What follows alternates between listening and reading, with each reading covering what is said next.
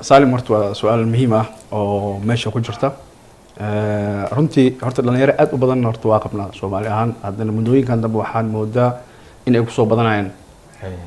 ciyaartooyda markii hore waxaan ku soo bilawnay hal iyo labo laga soo bilaabo Ayub Daawud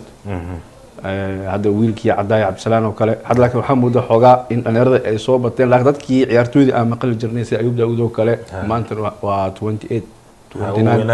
qofku weynaaday macnaha opportunity kale maanta oo macnaha la sameeyay mala ciyaaryaanka uu sameeyay oo macnaha horumar ah laba dhinac ma jiraan oo dhinacii maanta dildilay wadankii oo ku noolaa oo uu matala dildilayna muusan suurtagelin wadankii oo macnaha oo ka dhashana ma suurtagelin mana suurtagelin meeshina da'dina way jirtaa marka runtii horta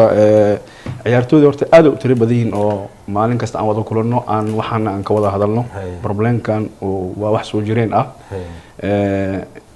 markii ciyaartooyda ay gaareen ilaa 10 oo wadana qaar aan arkay inay u qalmaan ay ka bixi karaan hadana naadi ay la joogan waxaan isku dayay marka inaan la hadlo gudoomiyaha Cabdiqani oo arintii soo bandhigay wixii meel isla dhignay marka runtii meel fiican ay sheekada meel fiican ay noo mareysay ciyaartooyda diyaar ay wada ahaayeen hatta gudoomiyaha Cabdiqani waxay la naqad wax oo macnaha surprise ah muusan filaynin in intaan ciyaartooy ah ay jiraan oo hadana diyaar ay yihiin in macnaha wadankooda ay matalaan anagu hadana aan